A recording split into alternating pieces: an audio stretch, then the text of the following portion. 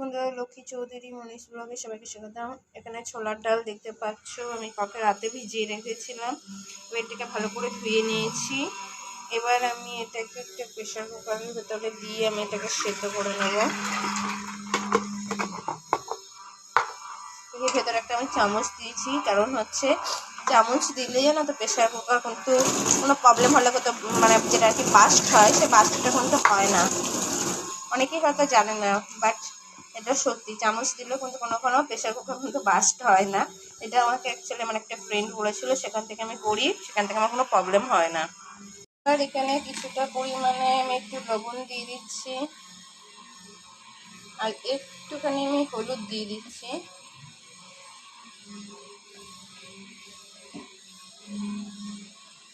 দিয়ে আমি এবারে প্রেশার কুকারটাকে ঢেকে আমি সেদ্ধ করতে দিয়ে দেবো।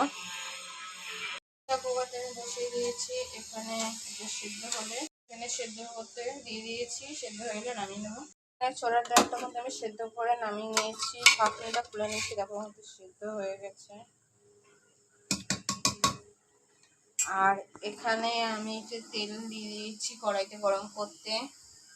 এখানে জিরে, ধনে, লঙ্কার গুঁড়ো, জিরের গুঁড়ো, হলুদ গুঁড়ো দিয়ে ভিজিয়ে রেখে দিয়েছিলাম। আর এখানে আমি ফোড়ন দেওয়ার জন্য নিয়ে নিয়েছি একটা লঙ্কা, দুটো তেজপাতা, একটু হিং আর একটু গোটা জিরে নিয়ে নিয়েছি। আর এখানে কিছু পেঁয়াজ আমি কুচিয়ে নিয়ে নিয়েছি।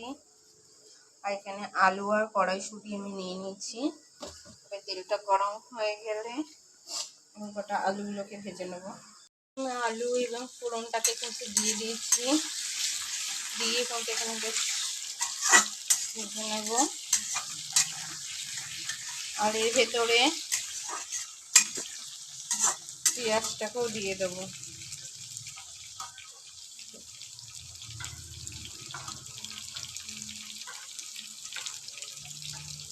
দিয়ে কিন্তু এটাকে বেশ ভালো করে কিন্তু ভেজে নিতে হবে।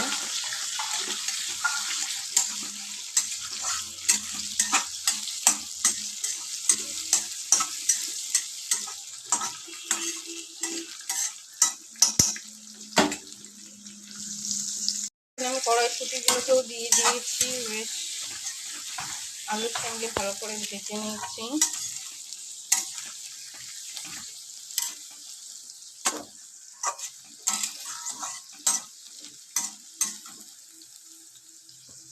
এবার এখানে আমি মশলাটাকে দিয়ে দেবো।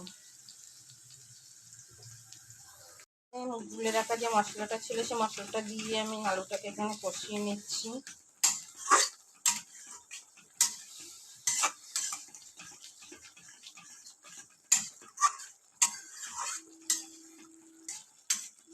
এবার এখানে আমি পরিমাণ মতন এখানে আমি নুন দিয়ে দিচ্ছি, আর এখানে পরিমাণ মতন আমি চিনি দিয়ে দেবো। দিয়ে মশলাটাকে একটু ভালো করে কষিয়ে নেব।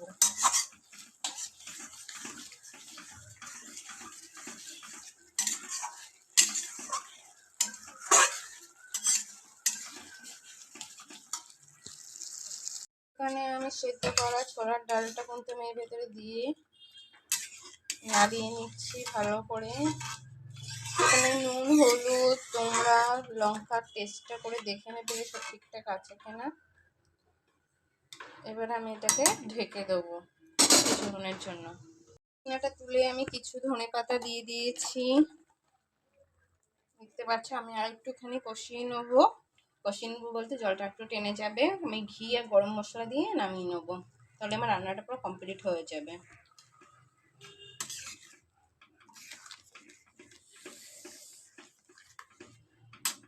আর একটু ঢেকে দেবো, আর একটু ঝোলটা টেনে গেলেই আমি নামিয়ে নেবো।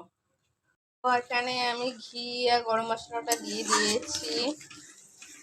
আমার রান্নাটা কিন্তু পুরো কমপ্লিট হয়ে গেছে। আমার চ্যানেলটি ভালো লাগলে প্লিজ সাবস্ক্রাইব করবে। এইভাবে সিম্পলভাবে কিন্তু ছোলার ডালটা আমি রান্না করে নিয়েছি, তোমরা তোমাদের মতো নামিয়ে নিয়ে এভাবে রান্না করবে। তো এখানে ভিডিওটা শেষ করছি। টাটা, বাই বাই, সবাই ভালো থাকবে।